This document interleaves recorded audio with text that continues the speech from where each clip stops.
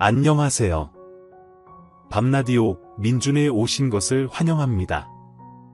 오늘도 와주셔서 감사드리고요. 바로 사연 읽어보겠습니다. 안녕하세요. 저는 올해 46살 된 여자입니다. 어디 가면 대표 사모님 소리를 들을 때도 있는데 솔직히 그런 말을 들을 때마다 달갑게 느껴지지가 않아요. 정작 집에선 대표인 남편이 남 같다는 생각밖에 안 들거든요. 결혼 전에는 간이며 쓸개며 다 내어줄 것처럼 행동하던 사람이었는데 지금 이 사람을 보면 사람이 어떻게 이렇게까지 변할 수 있나 싶어 오만 가지의 정내미가 다 떨어졌어요. 아님 원래 이런 사람이었는지도 모르죠. 남편은 맨 처음 회사를 만들 때 1인 회사로 시작을 했는데 차츰 사람들이 늘어가고 일도 많아지면서 어엿한 대표님 소리를 듣게 되었어요. 그때마다 행복해하던 남편의 모습을 아직까지도 잊을 수가 없어요. 코피를 쏟아가며 인생을 걸고 하는 사업이었기에 저도 아내로서 남편에게 힘이 돼줘야겠다는 생각을 항상 했었고 모든 남편에게 의지하지 않고 집안일은 전부 다 저 스스로 해나가곤 했어요. 그래야 바깥일이라도 마음 편히 하지 않을까 하는 마음에서요. 그런데 작년부터는 더 눈에 띄게 남편 사업이 잘 되기 시작하면서 규모도 커지고 매출도 잘 나왔어요. 그간의 남편의 노력을 세상도 알아준 것 같아 누구보다 제가 더 기쁘더라고요. 하지만 이런 저와는 달리 남편은 그때부터 이상한 경기를 하기 시작했어요. 자기가 무슨 엄청난 부자가 된 것처럼 행동을 하는데 왜 오이챙이 쪽 모른다는 말이 있잖아요. 딱 그 꼴이더라고요. 자기한테 조금만 앓는 소리 하는 친구가 있으면 바로 칼같이 끊어내고 사업적으로 도움이 될 만한 사람들만 찾아다니며 알람 광기를 끼기 시작하는데 그때부터 남편이 예전과는 많이 달라졌다는 걸 느꼈어요. 거기에 더 문제는 사업이 잘 되기 시작하니 저희 친정집을 무슨 신입 직원 면접 보듯 샅샅이 따져 묻더라고요. 다 알고 있는 사실임에도 확인 사살을 하는 것처럼 제 가슴을 파고 들었어요. 당신 부모님 말이야. 그 방 2칸짜리 집 말고 건물 없지? 건물? 아이 웬 건물? 우리 부모님한테 그런 거 없는 거 뻔히 다 알면서 왜 그래? 그걸 왜 물어보는데? 그냥 묻는 말에 대답이나 해. 집 말고 딴 재산은 없냐고. 없어. 갑자기 왜 우리 집 재산이 궁금한 건데, 뭐 돈 필요해? 나도 이제 당신네 집 재산에 대해서 낱낱이 파악을 좀 해보려고 그런다. 남편이 돼서 그런 것도 못 물어보냐? 그러니까 그걸 왜 파악하려고 하는데. 재산은 우리 친정보다 당신이 더 많아. 탐낼 걸 탐내라. 그나저나 장인어른 일하시는 건 언제까지 하실 거래? 모르지 그거야. 아빠 선택이니까 본인이 힘 닿는 데까지 하시겠지. 뭐 건강만 하시면 일은 계속 하신다고 했으니까. 그럼 두 분이 살 정도는 되는 거지? 걱정 마. 엄마 아빠 두 분이서 모아둔 것도 있으시고 그 돈으로 사시는데 지장 없으니까. 그래도 장모님은 따로 일 안 하잖아. 장인어른 일 그만두면 끝인 거 아니야? 아니 아파도 연세 드시면 일 그만해야지. 자꾸 왜 그러는데 알잖아. 이제 내 사업도 예전 같지 않다는 거 기막혀 누가 손 벌릴까봐 그러는 거야. 그것도 무시할 순 없지. 이제 격차가 심하게 나는 것도 사실이잖아. 평범한 사람들하고 이젠 다르다고 내가. 당신 부모님도 듣는 귀가 다 있을 텐데 사위 잘 나간다 소리 들으면 당연히 죽는 소리, 앓는 소리 하게 돼 있다고 넘겨짚지 마. 우리 부모님 그럴 분 아니니까 두고 봐. 그리고 이제 당신도 평범한 주부 아니고 내 아내로 대표 사모로서 똑바로 행동하라고. 남편 사업이 잘 된 건 저도 좋은 일이었는데 저희 부모님에게 일어나지도 않은 일을 단정짓듯이 말하는 게 어이가 없었어요. 결혼하고 나서도 한 번을 저희 부모님한테 넉넉하게 용돈도 드린 적이 없으면서 말이에요. 갑자기 잘 되니까 재산 어쩌고 하는 것도 너무 치사했죠. 남편은 그게 당연한 일이라며 피도 눈물도 없어야 본인 사업을 지키는 거라고 했어요. 이번에 본인이 사업이 잘 되니 10년 전에 연락 끊긴 사람까지 어떻게 알고 찾아왔다며 돈이란 게 이렇게 무서운 거라고 하면서요. 그렇다고 해도 남이랑 저희 부모님이랑 비교를 하는 것도 기분이 나빴는데 계속 저희 부모님을 들먹이니 결국 돈까지 각자 관리하자는 말이 나왔어요. 이 말이 하고 싶어서 우리 부모님까지 들먹인 거야. 나도 치사해서 당신 번 돈 쓰기 싫다. 그렇게 애쓰고 번 돈인데 그래 혼자 다 쓰셔요. 내가 관리비랑 다 내긴 할 거야. 근데 당신하고 같이 쓰다 보면 자연스럽게 당신 부모님한테도 갈 수 있잖아. 솔직히 우리 부모님은 두 분 다 없는데 그쪽으로만 가는 거잖아. 그런 돈 모이면 무시 못해. 당신은 눈 깜짝 안 하고 그런 말을 어떻게 내 앞에서 아무렇지 않게 할 수가 있어? 돈이 무섭긴 하네.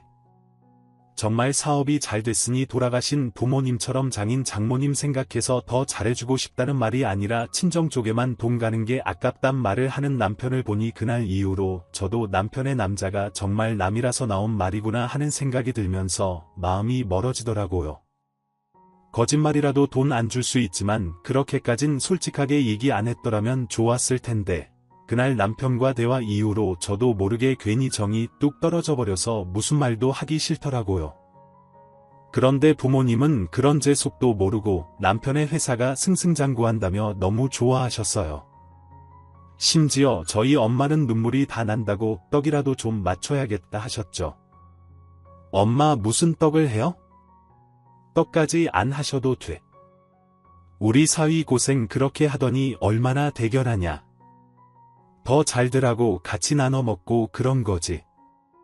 조만간 떡 좀 해서 보낼게. 회사에도 하려면 넉넉하게 해야겠지. 아니야. 엄마 하지 마. 거기에 먹을 사람도 없어. 왜 없어? 회사 직원도 많다면서 그게 다 정이다. 정 남편도 엄마가 보낸 떡을 받곤 생각이 좀 달라졌는지 미안해하는 얼굴로 꽃다발을 사와서 식탁에 두고 가더라고요. 저희 엄마가 떡까지 해서 보내주실 줄은 몰랐다며 저보고 그만 화풀라고 저희 엄마랑 아버지에게 종종 용돈도 드리겠다고 했죠. 근데 여기까지만 하면 그냥 좋게 풀릴 수 있는 문제였는데 남편은 또다시 시비를 걸듯 솔직히 말하면 자기 입장에선 미리 예방 차원에서 말을 한 거라고 하더라고요. 본인이 평생 만지지도 못할 돈을 매달 벌고 있다며 자기 사업 시작했을 때 저희 부모님이 한 푼이라도 도와준 적이 있냐고 하는 겁니다. 그땐 우리 부모님도 아빠 월급으로 사는데 빠듯했지. 그리고 부모님이 자식들한테 손 안 벌리고 사는 것만 해도 고마운 거 아니야? 어떻게 도와주지 않아서 서운했다고 해? 모아둔 돈도 있으셨다면서 그럼 좀 보태주실 수도 있으신 거 아니냐고? 나 그거 무진장 서운했고 아직까지도 가슴에 담고 있어. 그래서 장인 장모님이 내 돈을 펑펑 쓸까봐 그게 걱정되는 거고 우리 부모님이 당신 돈 펑펑 쓸까봐 걱정되는 사람이 당신은? 그럼 왜 우리 부모님 돈을 당신 것처럼 생각을 했어? 말이 앞뒤가 안 맞잖아 지금. 당신이 하면 뭐 로맨스고 남이 하면 뭐 불륜이야? 합리화하지 마. 홀홀단신인 나한테 부모님이라고 진심으로 생각했으면 당연히 도와주는 게 맞았겠지. 자식이랑 부모 마음이랑 같냐? 만약 우리 부모님이 살아계셨다면 빚이라도 져서 나한테 돈 보태주셨을 텐데 말로는 가족이라면서 당신 돈 건드렸다간 나중에 아주 큰일 치르겠다. 정말 더럽고 치사해서 돈 번다고 진짜 엄청 유세네 유세야. 부부가 아니라 같이 집에 사는 사람일 뿐이라는 생각이 더 확실해졌죠. 잘 될 때 같이 기뻐하는 사이가 아니라 잘 되면 우리 관계는 더 망가지겠다는 생각이 드니 남편과 이혼까지도 진지하게 고민을 하게 되더라고요. 그리고 그날부터 자연스럽게 각방을 쓰게 됐죠. 그 과정 중에 저도 모르게 스트레스를 많이 받았던 탓인지 얼마 뒤에 몸살이 지독하게 걸리게 되었고 끙끙거리고 몸을 일으킬 수조차 없이 침대에 그냥 그대로 누워 있었어요. 근데 엄마한테 연락이 왔더라고요. 엄마는 다 죽어가는 제 목소리를 듣더니 걱정이 된다며 1시간쯤 지나 저희 집으로 달려오셨어요. 약이며 죽이며 물수건까지 이마에 올려주고 저를 다 챙겨주셨고, 아픈 저를 거들떠보지도 않는 남편 대신 밤새도록 병간호를 해주셨어요. 그런데도 열이 안 떨어지고 배랑 골반까지 미친 듯이 아파오는데 하는 수 없이 응급실에 가게 되었죠. 응급실을 가면서도 남편이란 놈은 밤에 응급실 가면 병원비도 많이 드는데 조금만 더 참고 내일 아침에 일찍 가보라는 말을 하더라고요. 그 말에 저희 엄마도 화가 나셨는지 소리까지 지르시며 사람이 이렇게 아파서 대굴대굴 구르는데 그게 지금 할 소리냐고, 내 돈으로 병원비 내면 되냐고 뭐라고 하셨어요? 저도 그런 남편 놈이 죽일 듯이 미워 따라오지도 말라고 하여 응급실에 가게 되었어요.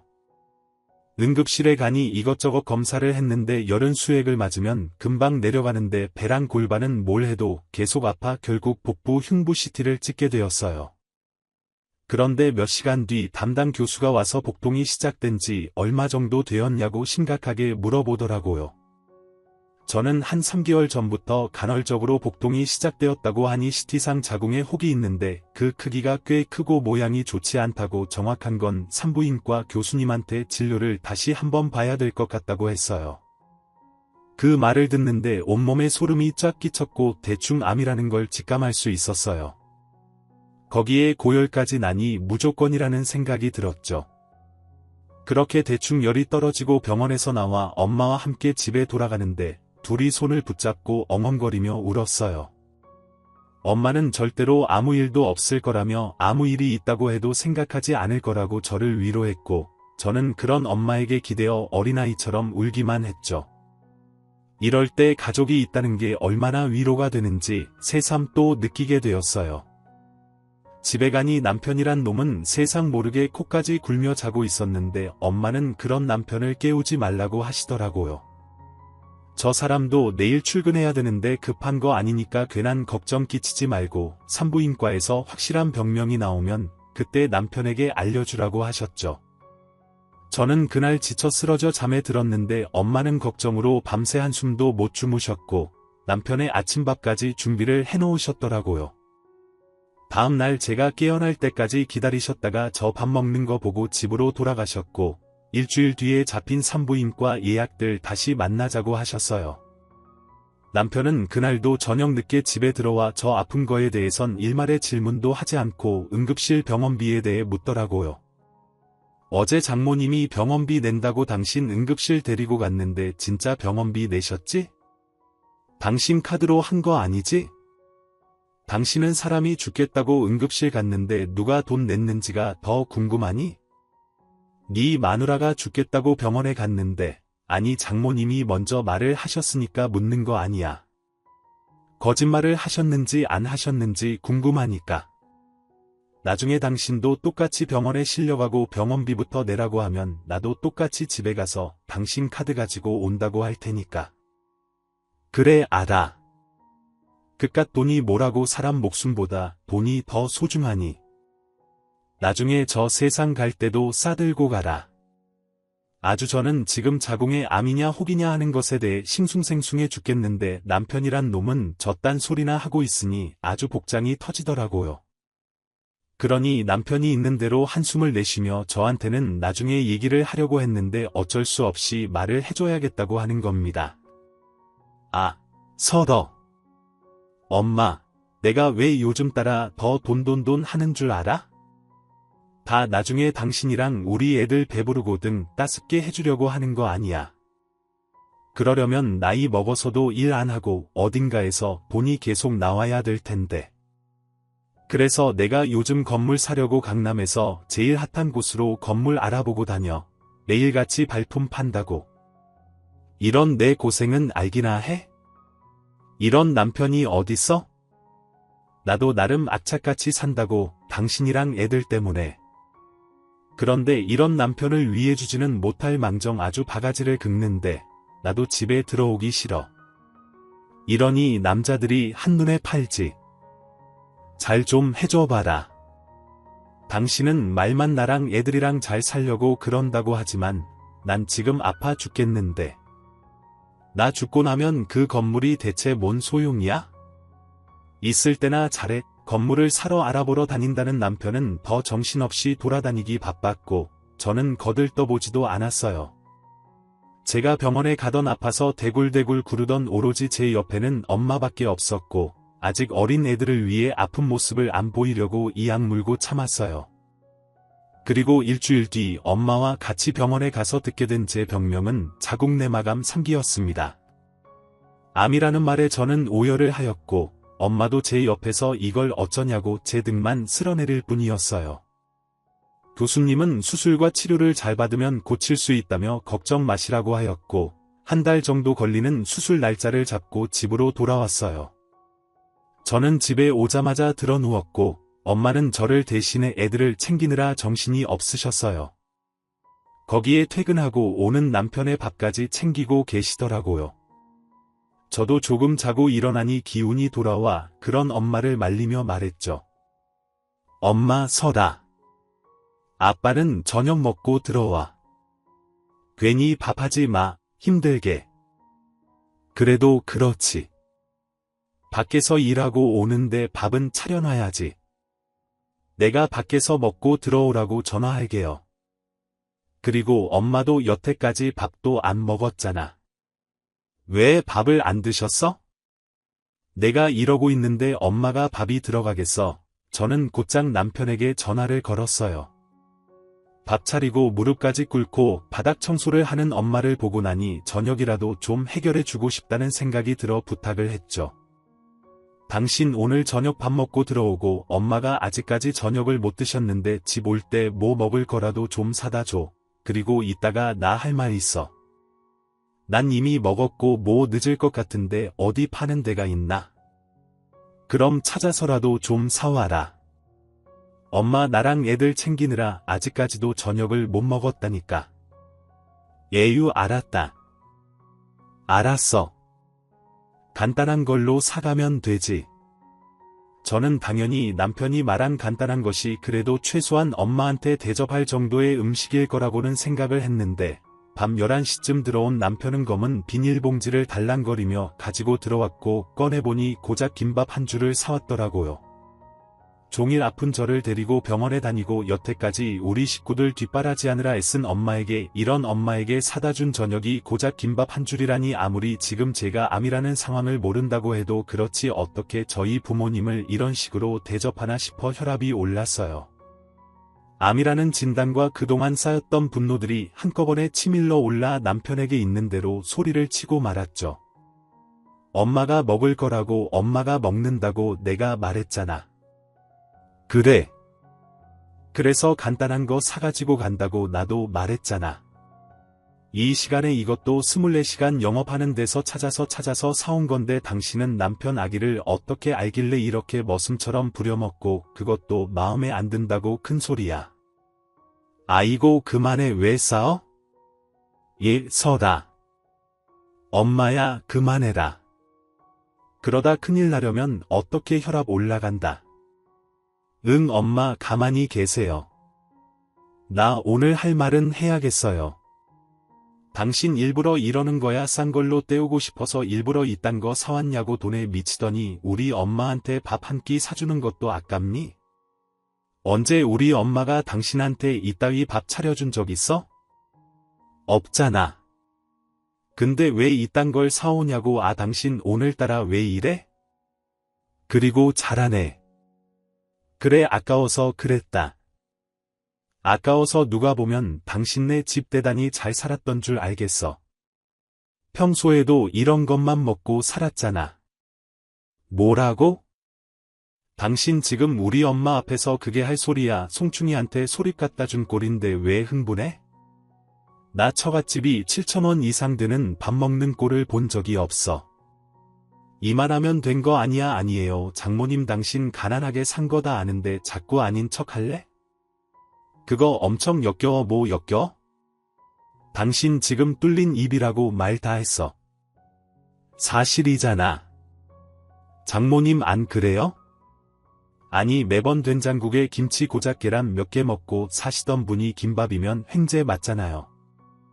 더 비싼 거 드실 수나 있으세요? 안 먹어봐서 괜히 뭐 탈라는 거 아닌가 모르겠어서 수준 고려해서 제가 알맞게 사온 거라고요. 그 말에 저희 엄마도 이성을 잃으셨는지 부엌에 있던 쟁반을 바닥에 던지며 남편에게 닥치라고 소리를 치셨어요. 그리곤 지금 저의 상태를 다 얘기하시는데 사실은 제가 암 소식을 저희 애들에게는 말하기가 싫어 남편한테만 따로 조용히 얘기를 하려고 했는데 그게 다 물거품이 되면서 집이 더 난리가 났어요. 엄마는 애통하게 울부짖으며 제가 암에 걸렸다고 했고 항암 치료와 수술까지 해야 되는 심각한 상황이라고 말을 했어요. 그런 상황인데 그것도 모르고 여태 아픈 것도 몰라주고 이따위로 행동을 할 수 있냐고요.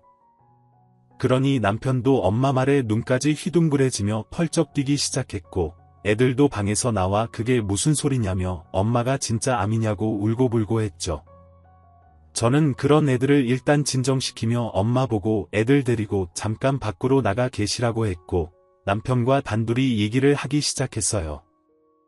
남편은 본인도 놀랐는지 베란다에 나가 연달아 담배를 피우더라고요. 저는 그런 남편을 불러 이제 어떻게 해야 되는지 얘기를 해보자고 했는데 남편이 됐든 자기는 돈이 한 푼도 없다는 겁니다. 사람이 아프다는데 또 돈 얘기를 꺼냈는데 그 말에 돌아버릴 것 같았고 손에 잡히는 대로 남편에게 그 김밥을 던졌어요. 이 사람이 아프더니 정신까지 어떻게 됐나 그만 못 둬. 내가 엊그제도 말했지. 나 지금 강남에 건물 사러 다닌다고 그래서 지금 돈 한 푼도 없다고 나도 당신 아프다는 소리 듣는데 미칠 것 같아. 그렇다고 빚까지 져가면서 병원비를 내. 그러다 우리 집 다 망하면 어떻게 마누라가 암으로 죽어가고 있는데 그 잘난 돈 몇 푼 안 내놓다는 게 말이 되니 네가 그러고도 사람 새끼야. 네 부모 자식이 이렇게 아팠어도 그딴 소리 할 거야. 돈이 없으면 그 건물을 사지 말고 내 병원비를 내야지. 그게 정상적인 사람들이 하는 생각이지. 여보서와 엄마 나는 철저히 계산적으로 사업을 하는 사업가야.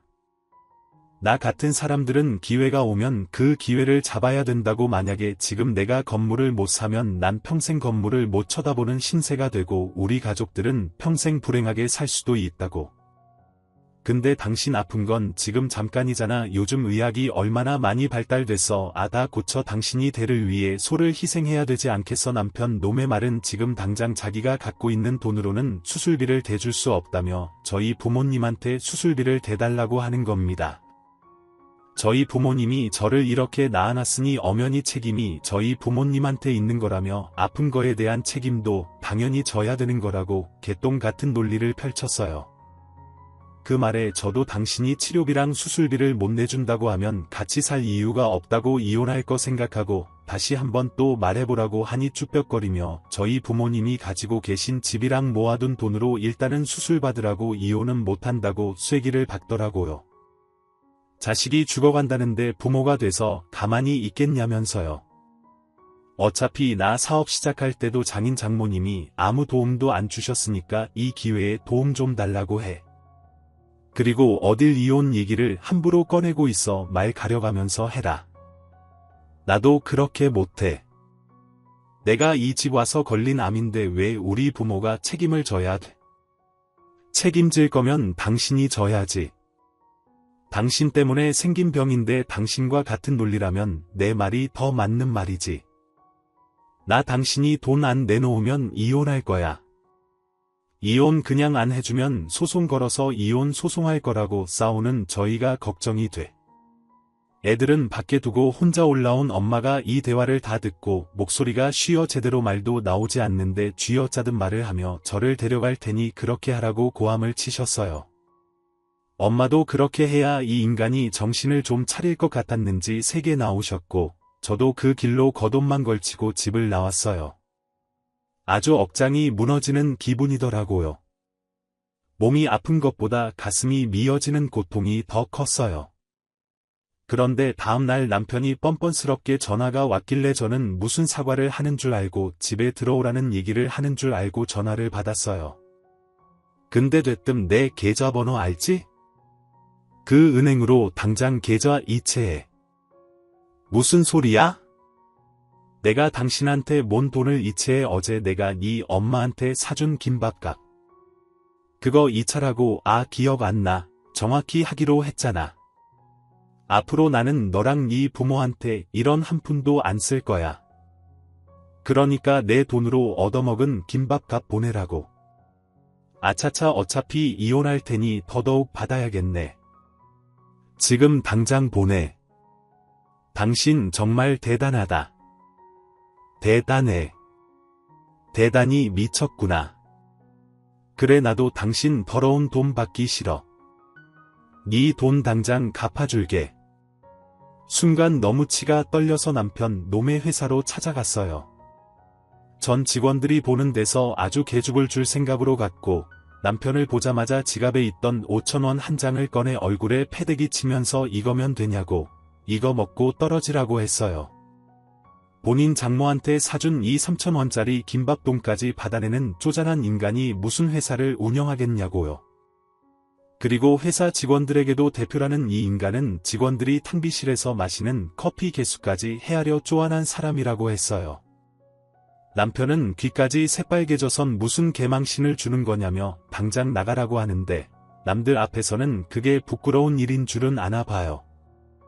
그렇게 남편 회사에서 깽판을 친 후 밖으로 나오니 남편이 제게 집도 아예 나가라고 하더군요. 그 집도 내 명의로 된 집이니까 당장 짐 싸서 나가. 네가 나 없이도 제대로 인간 취급받을 것 같아. 집안도 거지 같은 주제. 네가 이렇게 나쁘게 심보를 쓰니까 병에 걸리고 아픈 거야. 인간이 좀 되라. 인간이 네가 나가라고 안 해도 나갈 참이었고 이혼 소장까지 보낼 참이었어. 그리고 네가 나랑 내 엄마한테 모질게 한 증거들은 차고 넘치니까 위자료나 팍팍 준비해놔. 내가 사려고 한 건물 절반은 내 명의가 될 테니까 그 길로 집에 가서 제 짐들을 다 싸서 나왔어요. 학교에 가야 되는 아이들에게는 미안한 일이었지만 당분간은 아빠랑 살면서 지내라고 하였고 엄마가 몸이 다 낫고 아빠랑 이혼까지 마무리하면 데리러 온다고 하였어요. 그 사이에 엄마 보고 싶으면 언제든지 할머니네 집으로 오라고 했고요. 그렇게 저는 별거를 한 상태에서 암 수술을 받아야 했고 암 수술과 치료를 병행하며 이혼 준비까지 해야 됐어요. 그리고 한 달 넘게 기다린 수술이 하루 남은 상황에 엄마가 제 기분을 편하게 해주고 싶으셨던지 어제 꿈 이야기를 꺼내더라고요. 예이 영미야 너 수술 잘 되려고 하나 보다. 이제 좋은 일만 있으려고 하나 봐. 어제 엄마가 꿈을 꿨는데 그 우리 천산 있지. 옛날에 할머니 산수하면서 사준 산. 아 근데 그 위로 돈이 눈처럼 쌓이는 거야. 갑자기. 그래서 내가 돈을 밟으면서 그 산을 올랐다니까. 그래. 듣기만 해도 좋은 꿈이네. 엄마 말대로 나 내일 수술도 잘 되고 이혼도 잘 풀리려고 하나 보다. 그럴 거야. 엄마도 꿈인데도 깨기 싫더라고. 좋아서 생각해보면 네 할머니가 너를 얼마나 이뻐했니? 다 잘 될 거야. 엄마의 좋은 이야기를 들으며 수술대에 올랐고 우리 가족 모두 영원했던 것처럼 저는 무사히 수술을 잘 끝내 몇 달 뒤 항암 치료까지 받을 수 있게 되었어요.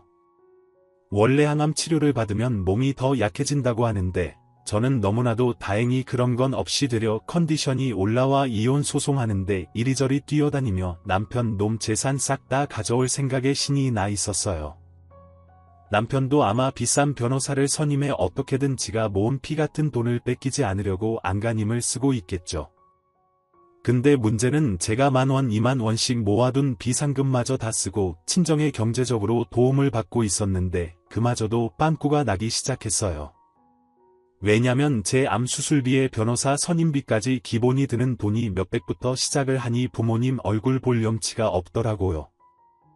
그러니 더욱더 이 싸움에서 이겨야 내가 살겠구나 싶던 찰나 이혼 준비한 지 몇 달이 지났을 때 엄마한테 전화가 왔는데 아이 엄마가 얼마나 흥분을 했는지 제 이름만 부르며 아무 말도 하지 못하는 겁니다.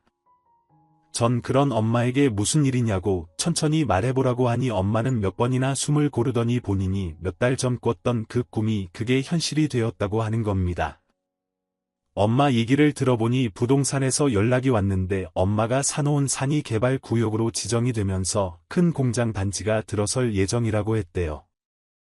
그래서 몇십 년 전에 사둔 땅값에 몇 배가 붙어 가늠도 안 되는 금액을 제시했다는데 엄마의 그 말을 듣는데 머리카락이 쭈뼛할 정도로 소름이 끼쳤어요. 이건 로또보다 더 로또를 맞은 격이었고 숨통이 조여오던 중 생각지도 못한 인공호흡기를 단 기분이었죠. 그러면서 평생 보지도 만져보지도 못한 돈을 땅값으로 받게 될 상황이 되었고 매매를 도와준 부동산에서도 본인도 평생 부동산 하면서 이런 금액은 처음 본다며 신기해하더라고요. 조상이 우리를 도와준 것 같다는 이야기까지 하셨어요. 그리고 이혼 과정 중 이 이야기를 애들을 통해 듣게 된 남편 놈이 갑자기 아무런 연락도 없이 남편이 저희 친정집을 찾아왔는데 아주 뻔뻔하고 염치 없는 인간이었어요. 여보 나 왔어. 저 왔습니다. 장모님 장인어른 그간 얼굴을 보지 못해 전과 다르게 수척해진 남편이었는데 속으로 저는 이혼 문제 때문에 소가리를 한 줄 알았죠. 한 번만 도와주실 수 없을까요? 제발 부탁드립니다. 여기가 어디라고 와 그리고 갑자기 와서 왜 이래 아무 상의도 없이 이런 행동을 하는 남편을 보고 제가 더 놀라서 끌고 나가려는데 남편은 막무가내로 한 번만요. 큰 계약이 갑자기 파기돼서 위약금까지 물어낼 상황인데 제가 돈을 다 건물 사는데 넣어둔 상황이라 여유 자금이 없어요. 제발 조금만요. 조금만 도와주세요. 도와주신다면 이 사람과의 이혼은 없는 걸로 하겠습니다. 뭐 이혼은 없는 걸로 해? 야 인간아 이혼은 당신이 안 하겠다고 해도 내가 해. 어딜 망해 가지고 와선 선심 쓰듯 이유는 없는 걸로 한다고 해. 그리고 당신 여태 우리 부모한테 했던 짓을 생각해. 이제 와서 돈 떨어지고 우리 부모님 재산이 있으니까 도와달라고 죄송하다고 해. 그리고 나 아플 때 뭐 하고 있다가 이제 나타나서 하는 말이 뭐 돈 여보 그건 정말 미안해. 그때는 나도 우리 가족 먹여 살리려고 여기저기 뛰어다니느라 바빴는데 당신이 이혼 얘기 먼저 꺼내서 내가 억한 심정이 그런 거였어. 이러지 말아라. 우리 가족이잖아. 내가 누가 있겠냐 당신밖에 없지 가족 같은 개소리 하고 있네. 난 당신이 나 아픈데 수술비 못 준다는 말에 이미 끝났다 생각했어. 그리고 우리 엄마한테 사다 준 김밥값까지 받아가는 거 보고 인간이 아니라 생각했다. 우리 집에 이런 한 푼도 주기 싫다며. 그건 우리 집도 마찬가지야. 인간아 제발 한 번만 내 행동은 나도 충분히 반성하고 있어. 너랑 인연 끊고 나니까 우리 조상님이 잘했다고 그런 어마어마한 선물을 주셨는데 내가 미쳤다고 너랑 다시 연을 맺겠어.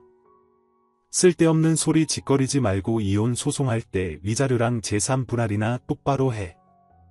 여보 나 좀 살려줘. 장모님 장인어른 제발 저 좀 살려주세요. 이 사람한텐 제가 사죄하는 마음으로 정말 그렇게 살겠습니다. 돌아가게 난 자네 얼굴 보는 것도 이제 불편하네. 어디 염치라는 게 쥐똥만큼도 없는 사람인가. 자네는 엄마는 버티고 있는 남편 얼굴에다 굵은 소금까지 뿌리며 내쫓았습니다. 사실 그래도 분이 안 풀리더라고요. 엄마 앞에서 제 앞에서 했던 말들을 생각하면 어떤 짓을 하더라도 용서할 수 없는 일이었어요. 결국 남편은 큰 자금을 구하지 못해 파산 위기까지 간 모양이었고 이혼 소송으로 제게 위자료와 남은 재산 절반 나눠줘야 되는 상황까지 오면서 더 재정 형편이 기울어지게 되었어요. 남편이 망하는 바람에 양육권 또한 제가 가지고 올 수 있게 되어 남편 놈이 망한 게 아주 천만다행이었죠. 그렇게 저는 깔끔하게 이 인간과 끝을 내고 남편에게 받은 돈으로 부모님과 가까운 곳에 집을 하나 얻어 지금은 애들과 함께 지내고 있어요. 그리고 선산 덕에 돈이 생긴 부모님은 저의 건강에 돈을 아끼지 않으시며 완치할 수 있게 도와주시고 계시죠. 그것만으로도 저는 마음이 두둑해진 느낌이었고 그저 감사할 따름이었어요. 또한 부모님은 갑자기 생긴 많은 돈을 더 좋은 곳에 의미 있게 쓰시고 싶다고 하여 저같이 아픈 가난한 환우들을 위해 분기마다 기부를 하고 계세요. 엄마 말이 저희 할머니가 살아생전에 그렇게 남들을 도우며 사셨는데 그 뜻을 이어가고 싶다고 하셨거든요. 그 말에 저도 하늘에서 지켜보고 있는 할머니를 위해서라도 바르게 잘 살아야겠다고 생각을 했고, 아이들 잘 키우며 건강관리 또한 잘하면서 살아야겠다 다짐을 하였어요. 사람은 위기가 아니라 정말 잘 되는 순간 알아볼 수 있다는 걸 이번 기회에 배우게 된 것 같아요. 저도 이 계기로 주변 사람들을 더 잘 살피고 배려하면서 살아보려고요. 여러분들도 건강관리 잘하시고 좋은 사람들과 함께 복된 날들이 가득하시길 바랍니다. 제 긴 이야기 들어주셔서 감사합니다. 지금까지 커피 앤톡이었습니다. 오늘도 끝까지 함께해 주셔서 감사하고요. 저는 다음 영상으로 또 찾아뵙겠습니다.